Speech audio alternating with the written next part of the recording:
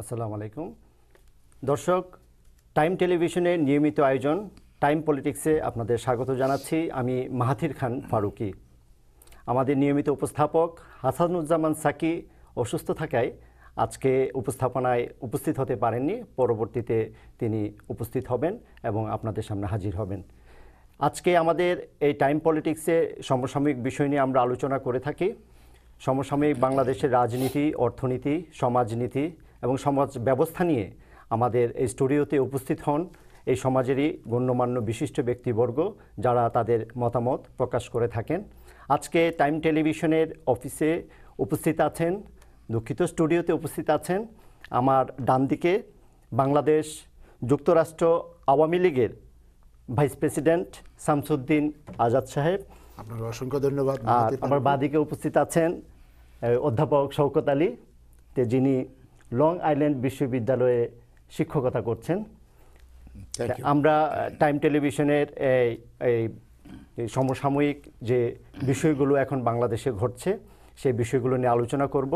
তা আমরা এর আগে একটু বলে নিতে চাই যে বাংলাদেশে যুদ্ধাপরাধীদের যে বিচারের ইস্যুটি, এই ইস্যুটি নিয়ে এখন বর্তমানে বাংলাদেশ জামাতে ইসলামীর সহকারী সেক্রেটারি জেনারেল কামারুজ্জামান, যার মৃত্যুদণ্ডাদেশ কার্যকরের অপেক্ষায় আছে, বাংলাদেশের স্বরাষ্ট্র প্রতিমন্ত্রী আসাদুজ্জামান কামাল, যিনি বলেছেন যে হয়তো কিছু ঘন্টা পরেই হয়তো কার্যকর হবে যার মৃত্যুদণ্ডাদেশ। এই বিষয়ে আমরা আজকে আলোচনা করব। তবে এর আগে আরেকটি কিছু কথা বলতে চাই যে মৃত্যুদণ্ডাদেশ নিয়ে আন্তর্জাতিক মহলে মানবাধিকার সংস্থাগুলোর মধ্যে মৃত্যুদণ্ডের বিরোধী একটি অবস্থান রয়েছে। এই সার্বিক বিষয়গুলো নিয়ে আমরা আলোচনা করব। প্রথমেই আমি বাংলাদেশ আওয়ামী লীগের যুক্তরাষ্ট্র শাখার ভাইস প্রেসিডেন্ট শামসুজ্জামান আজাদ ভাইয়ের কাছ থেকে জানতে চাইব যে আসলে বাংলাদেশের এই সমসাময়িক এখন পরিস্থিতিটা আসলে কোন দিকে যাচ্ছে এবং আন্তর্জাতিক মহলের যে অবস্থান, মানবাধিকার সংস্থাগুলোর যে অবস্থান, সার্বিক বিষয়ে আপনার বক্তব্যটি আমাদের সামনে উপস্থাপন করুন। থ্যাংক ইউ ফারুকি ভাই, আপনাকে অসংখ্য ধন্যবাদ। টাইম টেলিভিশনকে ধন্যবাদ। আজকে আমরা আলোচনা করব বাংলাদেশের সমসাময়িক রাজনীতি নিয়ে। আমার মুরব্বী বা আমার পরম শ্রদ্ধা শওকত আলী ভাই, ওনাকে অসংখ্য ধন্যবাদ। আসলে বাংলাদেশের যুদ্ধ অপরাধীদের বিচারের ব্যাপারটা অনেক দিন ধরে হ্যাং হয়ে আসছিল, রাইট? বঙ্গবন্ধুকে কিল করার পরে 1975 সনের 15 আগস্টের পর থেকে বারবার এই দেশে স্বৈরাচারী শাসকরা রাষ্ট্র ক্ষমতা আসছে। তারা এই বিচার করতে চায় না বিদায় পরবর্তী সরকারগুলো গণতান্ত্রিক পদ্ধতিতে, যেমন 91-তে 90 স্বৈরাচারী আন্দোলনের পরে বেগম খালেদা জিয়া রাষ্ট্র ক্ষমতা আসছেন, উনি এটার যুদ্ধাপরাধীদের বিচারটাকে আমলও নেননি।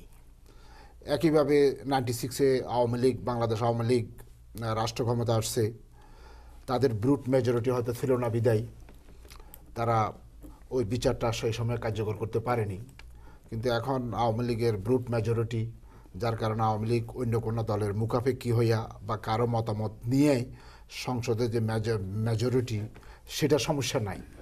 যার কারণে আওয়ামী লীগ আজকে যুদ্ধাপরাধীদের বিচারের ব্যাপারটা মীমাংসা করার জন্য অনেকটা গুছিয়ে ফেলছে এবং ইতিমধ্যে অলরেডি জামাতের সহকারী সেক্রেটারি জেনারেল কামরুজ্জামানের ফাঁসি অলরেডি হয়তো আজকে হয়ে যাবে, উইদিন 12 আওয়ার্স। আমরা এই পৃথিবীর সমস্ত মানুষ, বাংলাদেশের মানুষ, প্রবাসের সকলে আমরা দেখতে পাচ্ছি। এখানে প্রশ্ন হলো যে কথাটি আসছেন যে ওরা যুদ্ধ অপরাধী, ওদের বিরুদ্ধে যে সমস্ত স্পেসিফিক অভিযোগগুলো ছিল, সমস্ত অভিযোগগুলো বেশিরভাগ অভিযোগ প্রমাণিত, যার কারণে আন্তর্জাতিক অপরাধ ট্রাইব্যুনালের মাননীয় বিচারপতি তাতে ফাঁসির রায় দিয়েছেন। সবচেয়ে বড় কথা যে প্রাসঙ্গিক আমি কথাগুলো বলছি এই কারণে যে যুদ্ধ অপরাধীরা এই দেশের স্বাধীনতায় বিশ্বাস করেনি। বাংলাদেশের স্বাধীন সার্বভৌম বাংলাদেশকে এখনো তারা বিশ্বাস করে না, কারণ তারা কখনো চায় না এই দেশ স্বাধীন হোক। যার কারণে তাদের ভূমিকাটা ছিল সেই যখন 1971 সনের মহান মুক্তিযুদ্ধে এই দেশের 7.5 কোটি বাঙালি একটি স্বাধীন দেশের স্বপ্ন দেখে বঙ্গবন্ধুর নেতৃত্বে মহান মুক্তিযুদ্ধ ঝাঁপিয়ে পড়ে, তখন এই যুদ্ধ অপরাধীরাই, আজকের এই কামরুজ্জামানেরা, আজকের এই কাদের মোল্লারা, আজকের এই নিজামী মুজাহিদ সাহেবেরা, পাকিস্তানের এখানে তো তারা আলবদরের নেতা ছিলেন, আলবদর বাহিনীর বিভিন্ন পর্যায়ে ওরা নেতা ছিলেন। অ্যাট দ্য সেম টাইম যে বিষয়টি ছিল সবচেয়ে মারাত্মক, যে পাকিস্তানি বর্বর সৈন্যরা আমাদের উপর রাতের অন্ধকারে ঝাঁপিয়ে পড়ল, দীর্ঘ 9 মাস এদেশে যুদ্ধ করল, অপারেশন চার্জ লাইটের নামে ঘুমন্ত বাঙালির উপর ঝাঁপিয়ে পড়ল, অত্যন্ত বর্বরতার স্টাইলে এমন নারকীয় হত্যাকাণ্ড তারা সেদিন করল যে 71 সালের 25শে মার্চের কালো রাত্রিতে, সেই ভয়াবহ কালো রাত্র থেকে শুরু করে 16 ডিসেম্বর পর্যন্ত এই যুদ্ধ অপরাধীরা পাকিস্তানের হয়ে কাজ করেছে। তারা নিজেরা আমাদের মা বোনকে তো দর্শন করেছে, পাকিস্তানিদের হাতে আমার মা বোনকে তুলে দিয়েছে দর্শন করার জন্য। পৃথিবীতে এত জঘন্য নিম্নমতা দ্বিতীয় বিশ্বযুদ্ধে হয়েছে কিনা আমি জানি না। আমি এই প্রসঙ্গে একটু আপনাকে প্রশ্ন রাখতে চাই যে আপনি বলেছেন যে পাকিস্তানিদের হাতে আমার মা বোনদেরকে দর্শন করার জন্য তুলে দিয়েছে। সেই পাকিস্তান বাহিনীর বিচারের বিষয়টা কি? হ্যাঁ, এটা আসবো আমি। পাকিস্তানি বাহিনীদেরও বিচার হওয়া উচিত বা হওয়া, যেহেতু এটা কেন হচ্ছে না আমি বলি আপনাকে, যেটা আমি যেটা রাজনীতি, কারণ সারা বিশ্বের যে উদাহরণ আমরা দিয়ে থাকি যে যুদ্ধাপরাধীর বিচার হয়ে থাকে, মূল যে ফোর্স পাকিস্তানের বিচার হচ্ছে না কেন, বিচারটা নেই হচ্ছে না কেন, সেটার মূল কারণ হলো কি জানেন? পৃথিবীতে যে সংগঠনটি আমরা মনে করি যে নিরপেক্ষ সংগঠন, পৃথিবীর সমস্ত মানুষের যে রাষ্ট্রগুলা, জাতিসংঘের সদস্যভুক্ত দেশগুলাই তো জাতিসংঘ মাথা ঘামাবে যে কোথায় কি হচ্ছে না হচ্ছে, কোথায় যুদ্ধ হচ্ছে, কোথাও হামলা হচ্ছে, কোথায় ন্যায় বিচার প্রতিষ্ঠিত হচ্ছে না, কোথাও অবমাননা দেখা দিচ্ছে, কোথাও আগ্রাসন হচ্ছে, সমস্ত বিষয়গুলোর দায়িত্ব জাতিসংঘের, ঠিক আছে? কিন্তু সে জাতিসংঘ মার্কিন যুক্তরাষ্ট্রে অবস্থিত, মার্কিন যুক্তরাষ্ট্রের সদর দপ্তর, এই জাতিসংঘের সদর দপ্তর মার্কিন যুক্তরাষ্ট্রে, এবং এই জাতিসংঘের সবচেয়ে বেশি চাঁদা দেয় মার্কিন যুক্তরাষ্ট্র, ঠিক আছে? কিন্তু নাটকীয়ভাবে দুঃখজনক হলো সত্য, সেই পাকিস্তান, সেই মার্কিন যুক্তরাষ্ট্র 1971 সালে আমাদের চরম বিরোধিতা করেছে। সেই নিক্সন প্রশাসন চরমভাবে বর্বর পাকিস্তানিদেরকে সহযোগিতা করেছে আমার স্বাধীনতার বিরুদ্ধে। শুধু তাই নয়, অপারেশন চার্জ লাইট করার জন্য সমস্ত অস্ত্র সাপ্লাই দিয়েছে মার্কিন যুক্তরাষ্ট্র, 7ম নৌবহর পাঠিয়েছে আমাদেরকে হত্যা করার জন্য। শওকত বা আমার সে ভালো জানবে, হি ইজ অ্যান ইকোনমিস্ট, বলছে যে প্রাসঙ্গিক। শুধু তাই নয়, স্বাধীনতার পরে বাংলাদেশের মানুষ যাতে অভাবে মারা যায়, ফিয়াল 480 অধীনে খাদ্যশস্য মার্কিন যুক্তরাষ্ট্র থেকে এখানে আসছিল, মার্কিন সেই নিষ্ঠুর বর্বর মার্কিনীরা সে খাদ্য ফিরিয়ে নিয়ে আমার দেশে কৃত্রিম সংকট সৃষ্টি করার জন্য কাজ করেছে।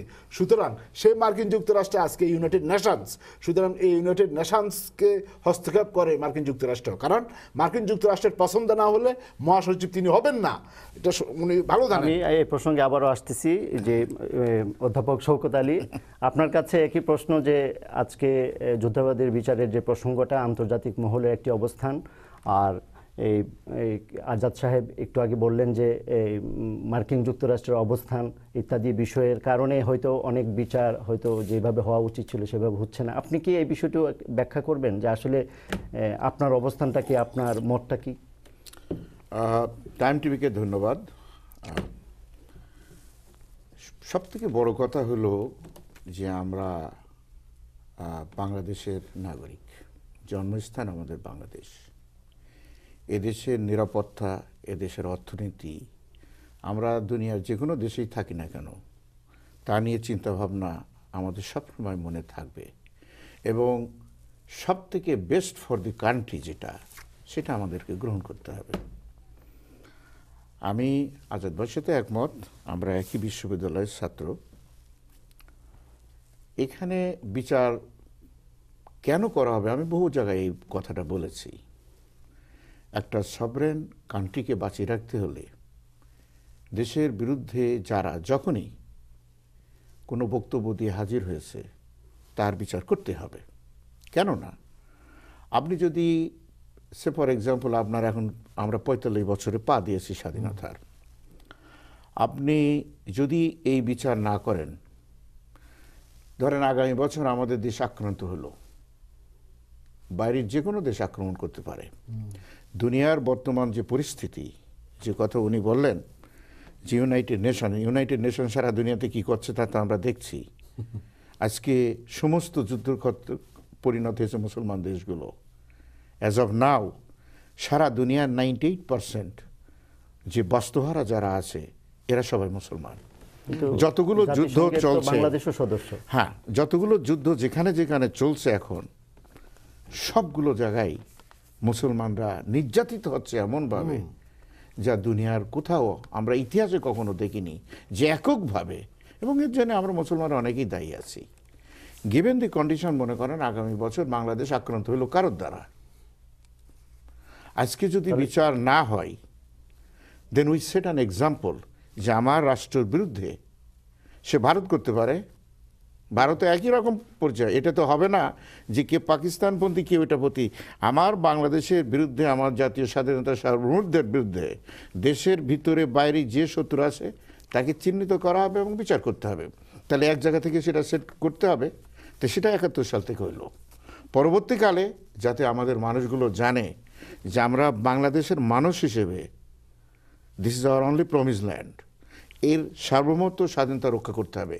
এবং এই জিনিসটা এখন আরো বেশি গুরুত্বপূর্ণ হয়ে দাঁড়িয়েছে। আপনি কি বলতে চাচ্ছেন যে জাতিসংঘ আমরা আক্রান্ত হলে, বাংলাদেশ আক্রান্ত হলে সহযোগিতা দিবে না, অথবা না, জাতিসংঘর ভূমিকা আমি দীর্ঘদিন যা আমি দেখি, যা বুঝেছি, যে কথা আজাদ ভাই বলছেন, to a certain extent it is true.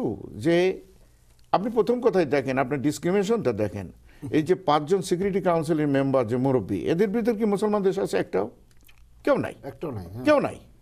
তো এই যে জিনিসগুলো, তো প্রথম ছোটই এটা শুরু করেছে একটা ডিসক্রিমিনেশন দিয়ে এগেনস্ট দ্য মুসলিম পিপল। এখন বাংলাদেশ নিয়ে যে কোনো সময় যে কোনো রকম খেলা হতে পারে না। এখন কামারুজ্জামানের মৃত্যুদণ্ডাদেশ, খেলা আছে আপনার মৃত্যুদণ্ডের বিরোধী, হ্যাঁ খেলা আছে। ওই যে 1981-82 দিকে জাতিসংঘের মহাসচিবের জন্য তানজানিয়ার পররাষ্ট্রমন্ত্রী সেলিম আহমদ সেলিম কন্টেস্ট করছিল, but he was A Muslim. America don't agree with him. না, আমি জানি না।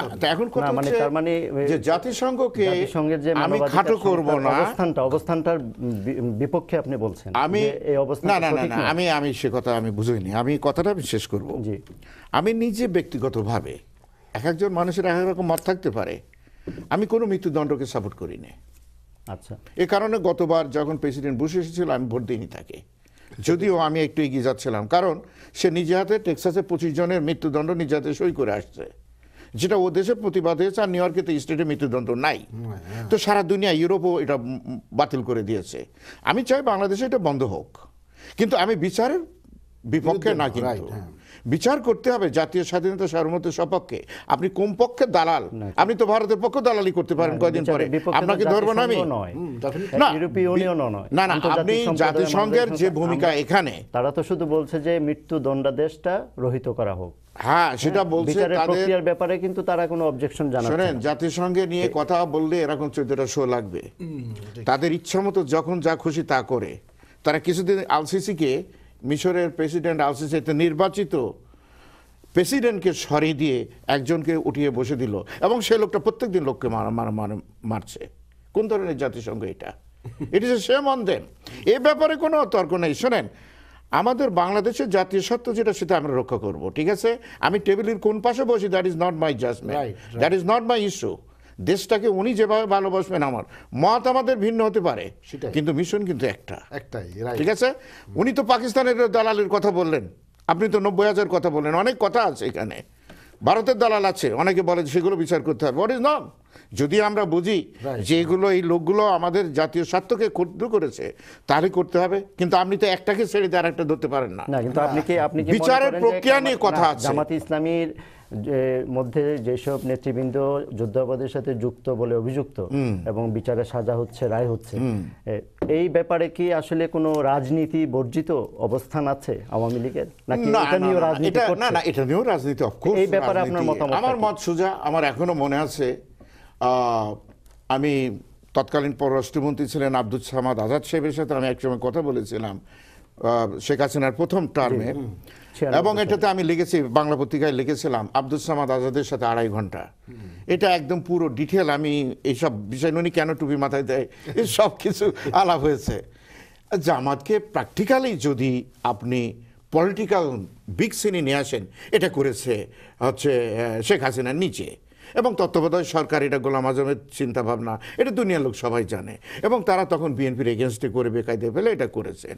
তো রাজনীতি তো ছিল, এখনো আছে, আপনি এখন দেখেন না, এখন কি রাজনীতি আপনি দেখেন না কেন? ইমরান সরকারের জিজ্ঞেস করেন, আমার কাছে করবেন কেন? ইমরান সরকারের টাকা দিয়ে তৈরি করলো শাহবাগে নাচ করার জন্য। ইমরান সরকার যখন বিচার বিচার বিচার বিচার করে উল্লাস করতে লাগলো, হঠাৎ করে সেখানে দেখেন পয়সা কড়ি নিয়ে ভাগ হলো।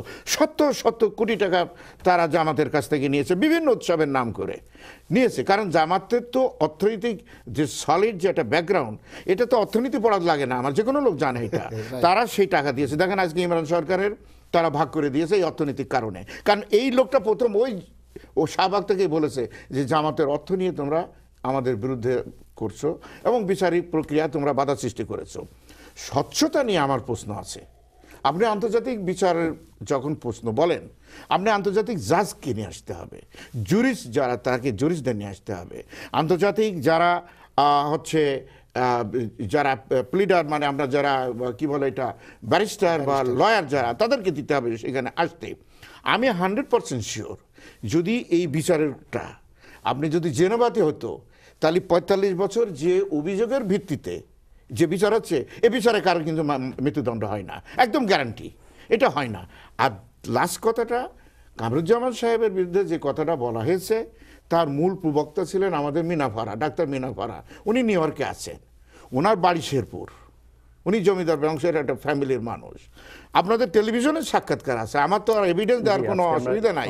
এবং উনি ওপেন পত্রিকায় লিখেছেন যে এই বিচারিক প্রক্রিয়া আমি বিশ্বাস করি না, এটা ধানাই বাধাই। এবং উনি আজকে টেলিভিশনে পরিষ্কার আপনাদের টাইম টিভিতে বলছেন যে দেখেন, আমি নিজে ওই অঞ্চলে আমার বাড়ির ওখানে গিয়েছি এবং প্রত্যেকে জিজ্ঞেস করেছি, সেখানে কেউ ওনার কথা নাম মেনশন করিনি। যখন এই জিনিসটা আমার কাছে ক্লিয়ার হয়েছে, আমি উইথড্র করেছি। এবং আপনি জানেন যে ওনার বিরুদ্ধে গ্রেপ্তারি পরোয়ানা আছে, কেন উনি রাজসাক্ষী হিসেবে যাচ্ছে না। এখন বিচার হয়ে যখন গেছে, আমার দায়িত্ব কি? আপনার যে প্রশ্ন, আমি কি এটাকে বলবো যে এটা অন্যায় কাজ হয়ে গেছে, এটা হয়েছে? বিচার যেটা হয়েছে, বিচার হয়েছে। কি হয়েছে না হয়েছে, রাজনীতি কি হয়েছে, এটা আল্লাহ আমার থেকে ভালো জানবেন, আমাদের সবার। আপনার কাছে আবারও আসবো। আমরা আরেকটি বিষয় প্রশ্ন রাখতে চাই, শামসুদ্দিন আজাদ, আপনাকে আমি যে বিষয়টা বলতে চাই যে স্বাধীনতা বিরোধী দল হিসেবে জামাতে ইসলামীর সাথে আপনাদের আগেও রাজনীতি ছিল, ঐক্য ছিল, রাজনীতি করেছেন। এখন বিচারের ইস্যুটি নিয়ে বিচার কার্যক্রম চলছে, আওয়ামী লীগ ক্ষমতায় আছে, সবই সত্য। কিন্তু আপনারা এই মুহূর্তেও জামাতে ইসলামীর লোকজনকে আপনাদের দলে সংবর্ধনা জানাচ্ছেন। আজকের পত্রিকায় এসছে রাজশাহীর বাগমারা উপজেলার সাবেক জামাত লিডার অংশ নিয়েছেন, আওয়ামী লীগে যুক্ত হয়েছেন, জয়েন করেছেন। তো এইটা কেমন ধরনের স্বাধীনতা বিরোধীদেরকে আশ্রয় দেওয়া হয়? মানে এটা কি আপনি কি একমত? Is a good question. আপনি একজন সাংবাদিক, আপনার মাধ্যমে, টেলিভিশনের মাধ্যমে মানুষকে এই জিনিসগুলো পরিষ্কার করা দরকার।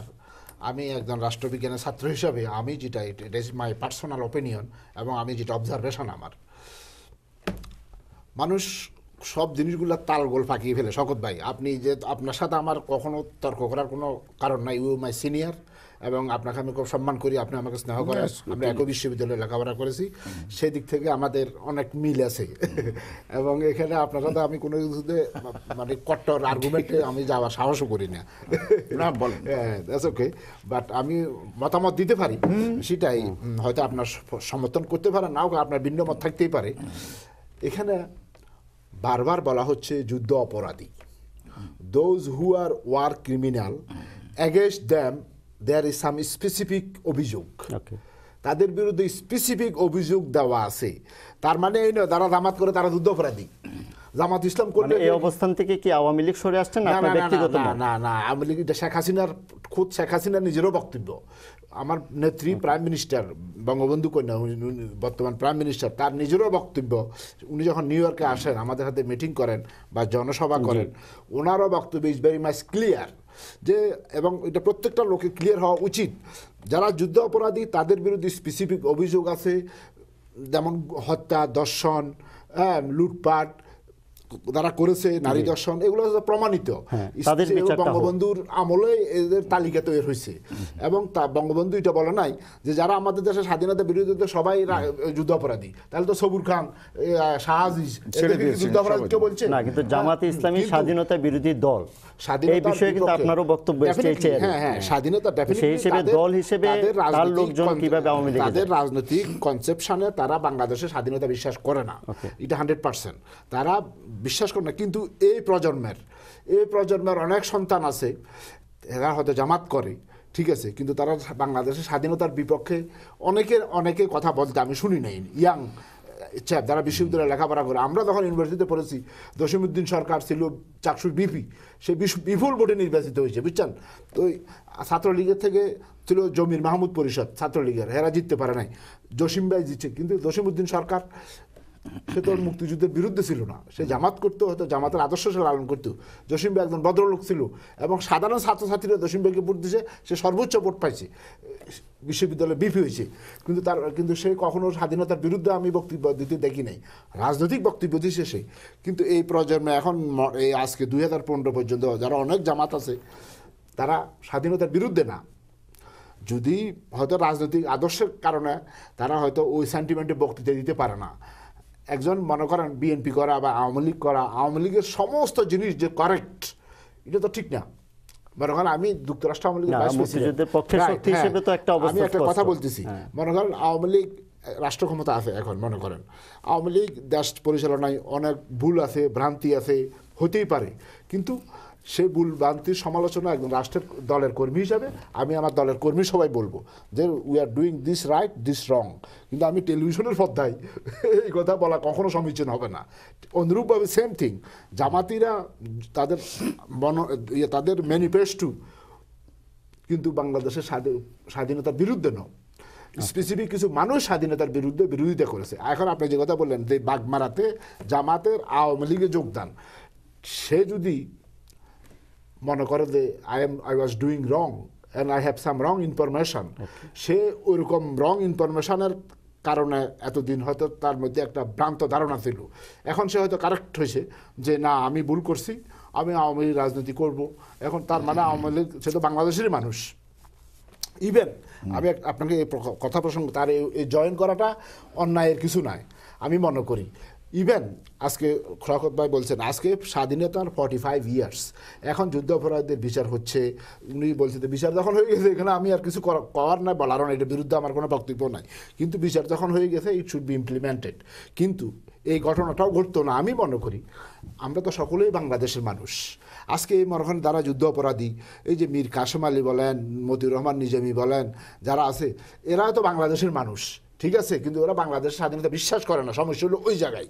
কিন্তু স্বাধীনতার পরেও ওরা তো কেউ পাকিস্তান ফিরে যায় নাই, ওরা তো বাংলাদেশেই ছিল এবং এই বাংলাদেশে থাকিয়া ব্যবসা কন, বাণিজ্য বলেন, সমস্ত কিছু তারা তুঙ্গে। শওকত বলছেন তাদের আর্থিক প্রতিষ্ঠান এই দেশের সবচেয়ে হাইয়েস্ট, কিন্তু তারা তো এই দেশে ব্যবসা বাণিজ্য করে, লেখাপড়া করে, ফুলে একটা বিশাল জায়গা দখল করে নিয়েছে, ঠিক আছে।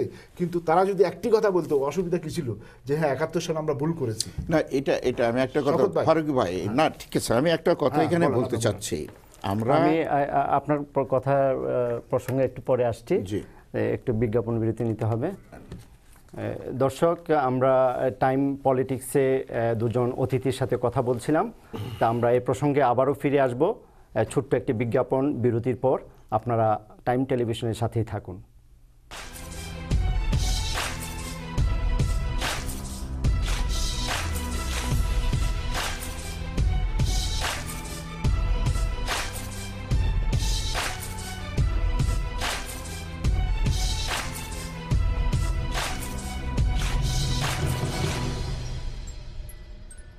ময়ূরিয়া ব্যাংকুয়েট হল অ্যান্ড রেস্টুরেন্ট, যুক্তরাষ্ট্রে বাংলাদেশি মালিকানায় সর্ববৃহৎ পার্টি হল।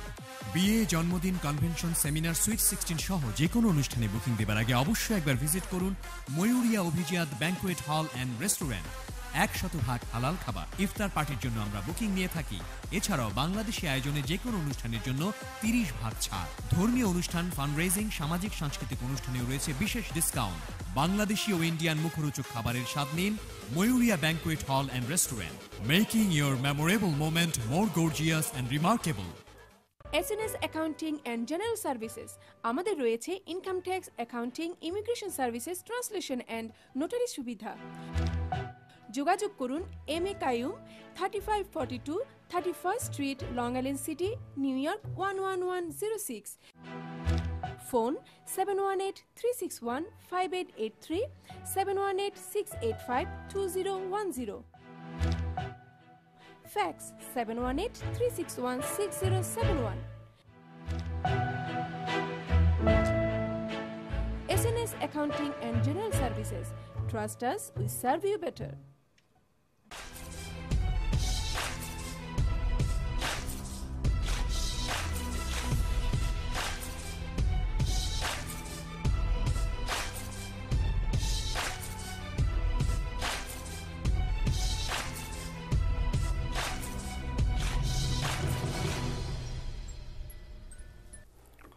দর্শক, বিজ্ঞাপন বিরতির পর আবারও ফিরে এলাম টাইম পলিটিক্সের সমসাময়িক বিষয়ে আলোচনায়।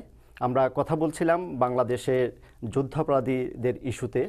আমার পাশে রয়েছেন ডক্টর শওকত আলী, আর ডান পাশে আছেন শামসুদ্দিন আজাদ।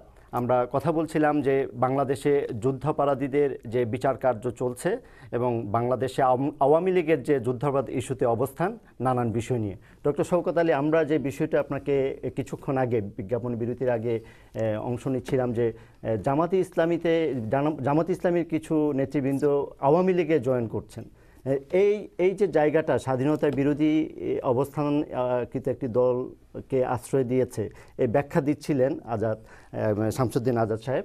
আপনার অবস্থানটা কি আসলে এই জায়গাটা কতটুকু আদর্শিক জায়গা থেকে? আমার অবস্থান ভেরি ক্লিয়ার।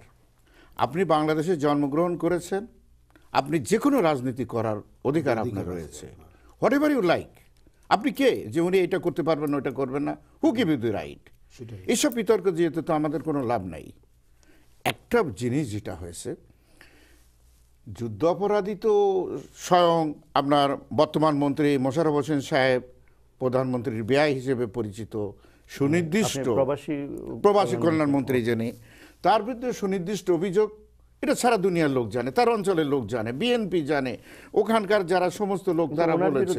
ওনার বোধহয় মানে ওনার ফ্যামিলি ইনভলভ ছিল, উনি তো ছিলেন না, কিন্তু একটু আগে আপনি যে অবস্থানটা বললেন যে ব্যক্তির একটা অবস্থান আছে, ওনার নিজেই না, কিন্তু না, পূর্বপুরুষদের অপরাধের দায় উনি নেবেন কেন? এটা তো তাহলে আপনার আওয়ামী লীগের তো সব, উনি তো বিশ্বাস করছেন না যে যুদ্ধ, তাহলে তো আপনি এই যে কথাটা মূল বক্তব্য থেকে তো অন্যরকম হয়ে গেল যে জামাত করেছে 71 সালে, তাদের বয়স 70-75 বছর, অবস্থান তো এখন তারা বিরোধী। শোনেন, তারা যে ভুলটা করেছে কি, আমার দীর্ঘদিনের যে রাজনৈতিক পর্যবেক্ষণ, তারা ভুল করেছে যে পুরনো পাকিস্তানের একটা রাজনৈতিক দল জামাতকে টেনে নিয়ে আসা কি দরকার ছিল এতদিন? তারা যদি দলটার নাম পরিবর্তন করত, ইসলামী ফিলোসফিতে দিতে, আমরা মুসলমান দেশ, আপনি এটা করেন। শেখ সাহেব কোথায় বলেছে ইসলামের বিরুদ্ধে? উনি 14 বার বলেছেন ইলেকশনের আগে, 1970 ইলেকশনে, যে পাকিস্তান পার্লামেন্টে ইসলাম বিরোধী কোনো আইন পাশ হবে না। It is his word, racecourse ময়দানে। উনি ইসলাম বিরোধী ছিলেন। কে বলছে এগুলো? ফালতু কথাবার্তা এগুলো। একটা মৃত মানুষকে নিয়ে এই ধরনের কথাবার্তা আওয়ামী লীগ বলে যখন, তাদের জন্য এটা সেম। তিনি ইউনিফাই করতে চেয়েছিলেন একটা স্বাধীন দেশ, স্বাধীন হওয়ার পরে বিধ্বস্ত। সেই কারণেই যে কথাটা আপনি বললেন, সবুর খানের কথা বললেন, 1973 তিনি জেলখানায় ছিলেন। উনি ইলেকশন করেন, 3টে সিটি খুলনা থেকে উনি পাস করেন। কদিন পরে তাকে ছেড়ে দেওয়া হয়েছে। শাহ আজিজের সাথে শেখ সাহেবের অন্তরঙ্গ বন্ধুত্ব, Islamia college, intermediate college from Kolkata, জেলখানা থেকে বের করে উনি নিয়ে গেছেন। এবং যতদিন জেলখানা ছিলেন উনি নিজের বাড়ি থেকে রান্না করেন, এবং শাহবাই ছাড়া কখনো উনি ইয়ে করেননি। উনি ইচ্ছা করলে শাহ আজিজকে 100 বছরের জেল দিতে পারতেন, ফাঁসি দিতে পারতেন। সবর খানকে জীবনের মতো রাজনীতি বন্ধ করতে পারতেন। It happen in front of us. এবং তার পিছনে আমি দেখেছি পরবর্তীকালে জিয়া রহমানের সময় শাহজাহান সিরাজ, তারপরে রাশেদ খান মেনন, সবুর খানকে বিশিষ্ট পার্লামেন্টারিয়ান হিসেবে তার পিছনে পিছনে ঘুরে বেড়িয়েছে আমার সামনে। আমি তখন দেখেছি দৈনিক দেশে, তখন আমি চাকরি করতাম। তো ভাই আমরা অনেকগুলো দেখেছি। যে কথাটা আমি বলছি, জামাতের কৌশলগত এখানে মিস্টেক হয়েছে। তাদের জামাত কোথায়?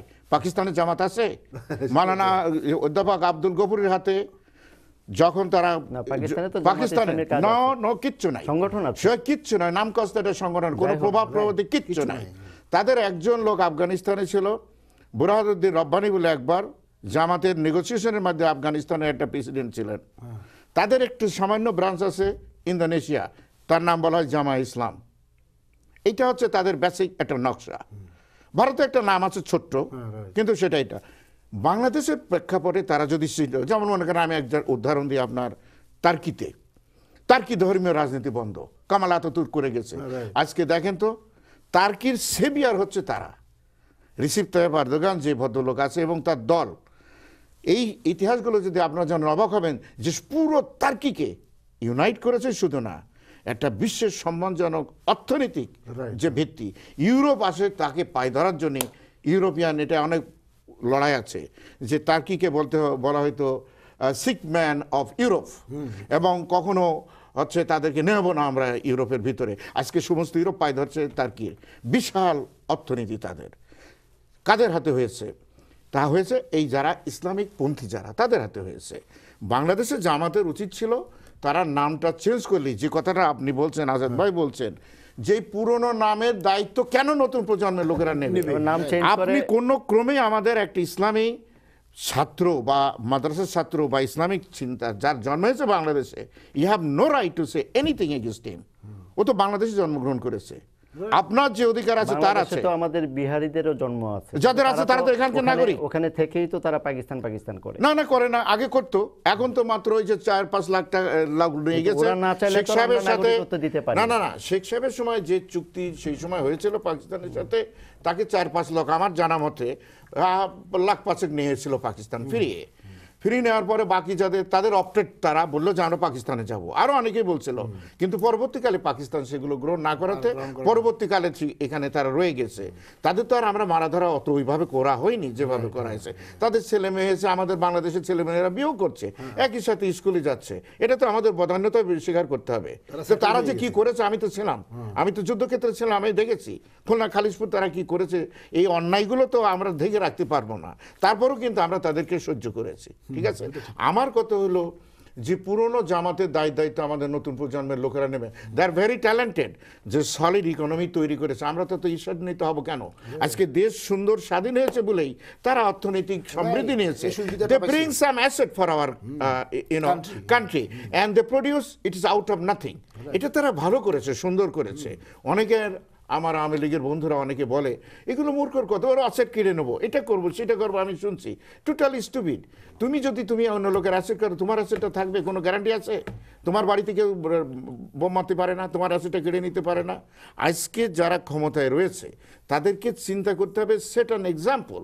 কারণ আপনি মুক্তিযুদ্ধের চেতনা নামাবলী গায়ে দিয়ে একটা জাতিকে ধ্বংস করতে পারেন না। You have to set the example.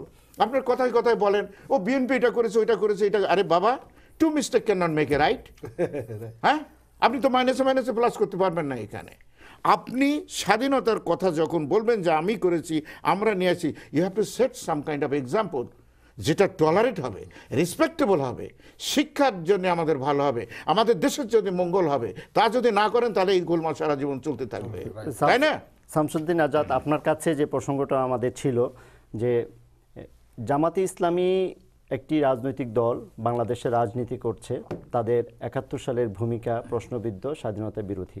তবে আপনার কথায় যেটা এসছে যে ওই দলে অনেক ভালো মানুষ আছেন যারা তাদের চেতনায় হয়তো বিশ্বাস করেন না, দেশের মুক্তিযুদ্ধের পক্ষের লোক আছেন, তাদেরকে আওয়ামী লীগে জায়গা দেওয়াটা রাইট। হ্যাঁ, এরা যদি মনে করে যে তারা যে রাজনৈতিক দর্শনের উপরে এতদিন মুভ করছে, তারা দেখলো যে এখানে আলোর কোনো ছোঁয়া নাই, আলোর কোনো বিচ্ছুরণ নাই, অন্ধকার ছাড়া আর কিছুই নেই। সুতরাং দে কুড চেঞ্জ।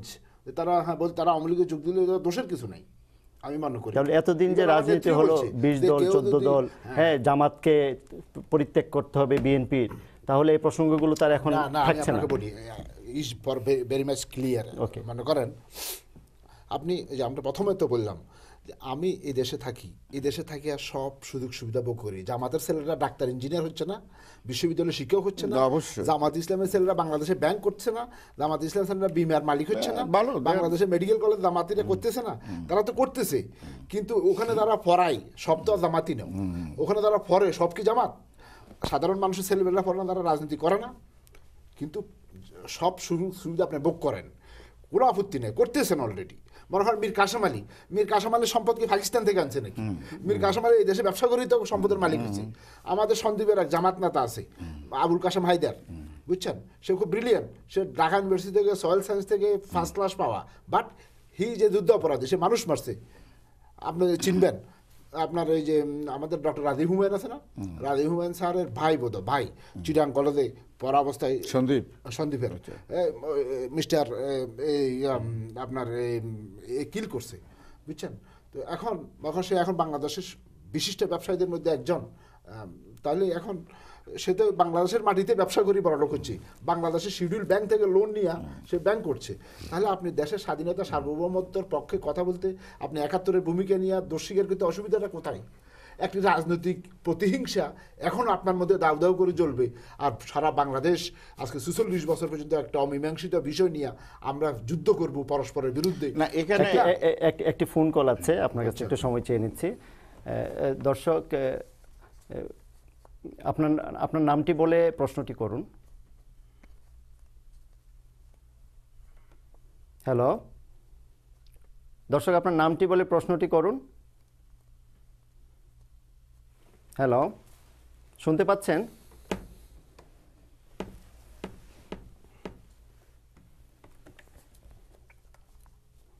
দর্শক, আপনার নামটি বলে প্রশ্নটি করুন। হ্যালো,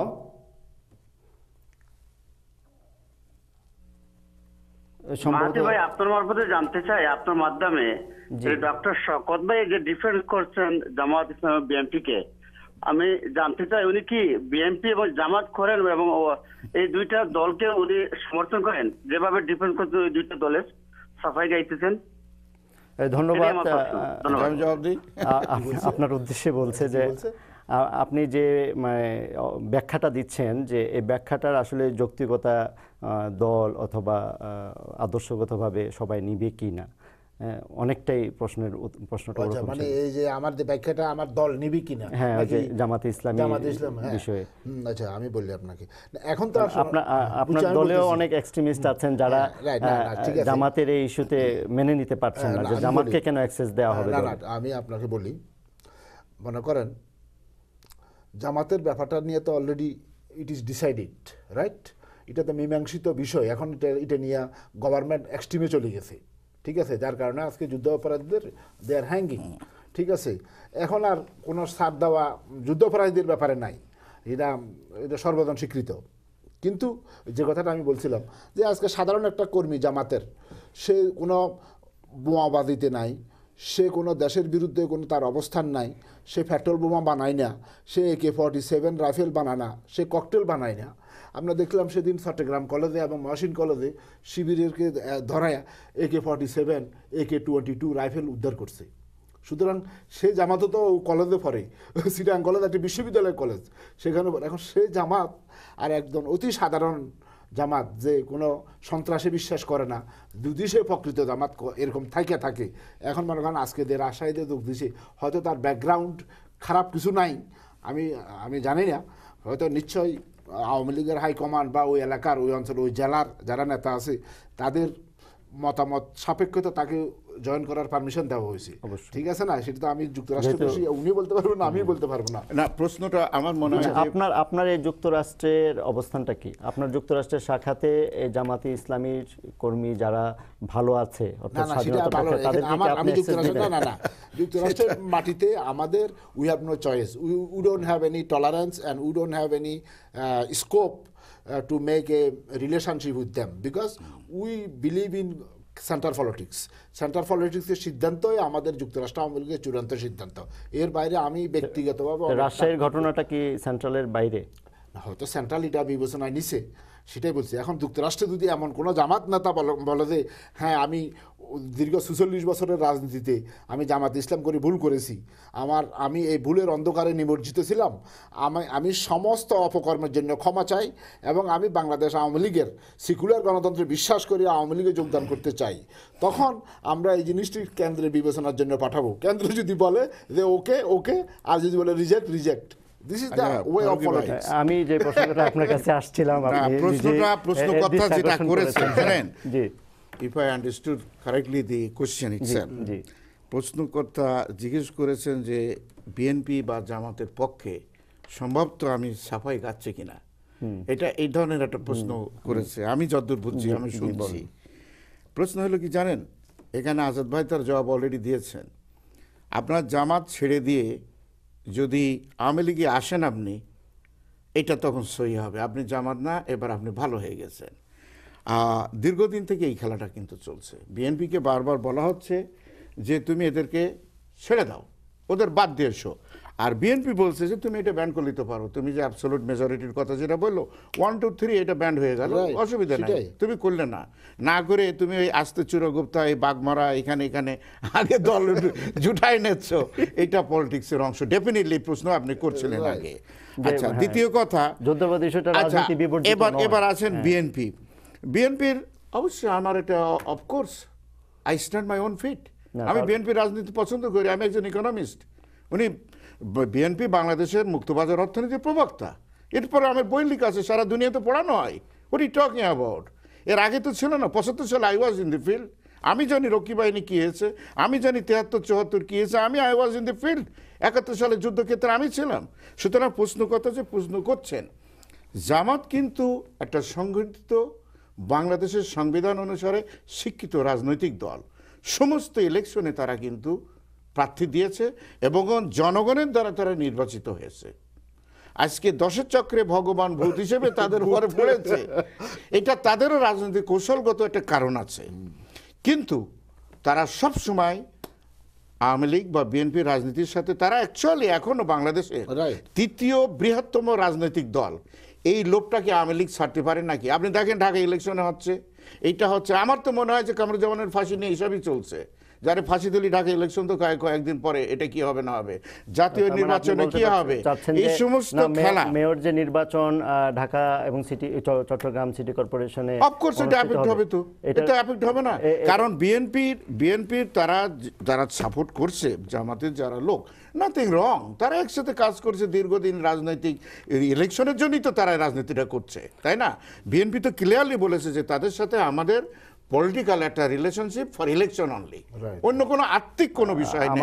আত্মিক মানে আইডিওলজিক্যাল না। ফারুক ভাই, আমি আপনার কথাটা বলে দিই। এখন যদি জামাতের কোনো লোক সত্যিকারে তারা অপরাধী হয়, সেটা বিচারের বিষয় হবে। বিচারের স্বচ্ছতা নিয়ে সারা দুনিয়ার লোক প্রশ্ন করেছে। খায়রুল হকের স্কাইপির যেখানে উনি অশুদ্ধ বাংলা বলেছেন, আমি অবাক হয়েছি যে একজন বাংলাদেশের প্রধান বিচারপতি এত অশুদ্ধভাবে বাংলা কিভাবে বলেন।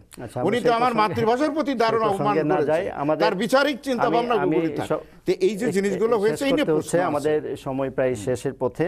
তো সবশেষ শামসুদ্দিন আজাদ, আপনার কাছে জানতে চাই যে একটু আগে যে উনি যে প্রসঙ্গটা তুললেন যে আসলে সিটি কর্পোরেশন নির্বাচনকে সামনে রেখে কামারুজ্জামানের মৃত্যুদণ্ড কার্যকরের মধ্য দিয়ে ভোটের রাজনীতিতে প্রভাবের যে বিষয়টা উনি তুললেন, এ ব্যাপারে আপনার মতে সংক্ষেপে 1 মিনিটে আপনি একটু শেষ করবেন। সংক্ষেপে এটা বলে টাইম শেষ।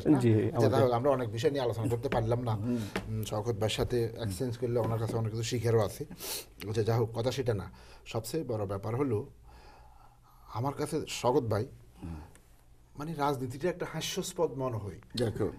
দেখেন এই পর্যায়ে গেছে এখন। আমি বিএনপির বিরুদ্ধে বলছি না, বিএনপি একটা আদর্শিক কৌশল হিসেবে সে দীর্ঘ 92 দিন হরতাল ডাকছে, হরতাল ডাইকা মাঠে নামাই দিছে, ঠিক আছে। কিন্তু নেতা কর্মীরা, আমি একজন সমালোচক হিসেবে বলছি, আমি কট্টর আওয়ামী লীগার হিসেবে বলছি যে খালেদা জিয়া একটা নিরাপদ জায়গায় বসে আছে, রাইট? সমস্ত নেতা কর্মীর বিরুদ্ধে মামলা হামলা ঝামেলা, তারা সবাই আত্মগোপনে, ঠিক আছে, অনেকে গুম হয়ে গেছে, ঠিক আছে। কিন্তু তাদের দলের হাইকমান্ড সহ যারা ইন্টেলেকচুয়াল, যারা টকশোতে অতিমাত্রায় কথা বলে, তাদের কাছে আমার প্রশ্ন, এবং সেই প্রশ্ন আপনারাও করতে ইচ্ছা করবে, যে নেতাকর্মীদের একদম মফস্বল থেকে ঢাকা শহর পর্যন্ত নেতাকর্মীদের মামলা হামলা বিপদে রাখিয়া আজকে তোমরা 92 দিন পরে হরতাল থেকে হত্যার অঘোষিত প্রত্যাহার করে নিলাম। কিভাবে প্রত্যাহার করলে? বেগম জিয়া কোর্টে যাইয়া জামিন নিল, সে নিরাপদে তার বাড়িতে চলে গেল। এখন ওই সন্দীপের বিএনপি নির্যাতিত কর্মী যদি থাকে তার কি অবস্থা, কোনো খবর নিছে? তাদেরকে না জানাইয়া, তাদের অবস্থান না জানিয়া আজকে মেয়র নির্বাচনে গড়গড় করে হাঁটি চলে গেল। তাহলে তারা তো তার গণতান্ত্রিক পদ্ধতি মানতে গেলে তো অনুসরণ তাদের করতেই হবে। কর্মীদের সাথে প্রতারণা করেছে হাইকমান্ড, কর্মীদেরকে বঞ্চিত করে আজকে হাইকমান্ড এই সুবিধাটা নিচ্ছে। এটা তাদের স্ট্র্যাটেজি। এটা খন্দকার মাহবুব হোসেন তো পরিষ্কার বলেছে যে যদি আপনি রাজনীতি করে সুবিধাভোগী করতে চান বিএনপি, তাহলে আপনি পত্তর ছেড়ে দিকেন থেকে বেরিয়ে যান। আমি তো অবাক হয়েছি যে তার মতো he was very close to Sheikh Mujibur Rahman, Khandakar Mahbub Hossain, এবং উনি এখন বিএনপির লোক। উনি তো পরিষ্কার কথাটা বলেছে, ওনার সাহসিকতাকে ধন্যবাদ জানাই। ইমাজউদ্দিন স্যারকে আমরা রেসপেক্ট করি। উনি যে ডিসিশন নিয়েছে যে বিএনপিকে অন্তত একটি রাস্তায় নামানোর জন্য, গণতন্ত্রের যে কথাটা বলছেন, আমরা ওরা তো বিরাট বড় গণতান্ত্রিক দল BNP. I think it is the best decision. এখানে হারলেও হারানোর কিছু নাই, জিতলেও তাদের বহার অসুবিধা নেই। ইলেকশন আমরা গণতান্ত্রিক একটা প্র্যাকটিসের একটা সুযোগ হোক, এই মারামারি আমাদের কারোর জন্য ভালো না। দেশের জাতীয় অর্থনীতি তো ধ্বংস হয়ে যাচ্ছে। এটা তো অর্থনীতিবিদ সময় প্রায় শেষ, আমাদের শেষ করতে হচ্ছে। ডক্টর শওকত আলী, আপনাকে অসংখ্য ধন্যবাদ স্টুডিওতে আসার জন্য। শামসুদ্দিন আজাদ, আপনাকে অসংখ্য ধন্যবাদ স্টুডিওতে আসার জন্য। তা আমরা শেষ করছি আমাদের টাইম পলিটিক্স, সমসাময়িক রাজনীতি, অর্থনীতি, সমাজনীতি বিষয়ে আমাদের এই নিয়মিত আয়োজন নিয়ে আমরা আবারও হাজির হব। আর সেই পর্যন্ত আপনারা সবাই ভালো থাকুন, সুস্থ থাকুন, টাইম টেলিভিশনের সাথেই থাকুন। ধন্যবাদ। আপনাকে ধন্যবাদ।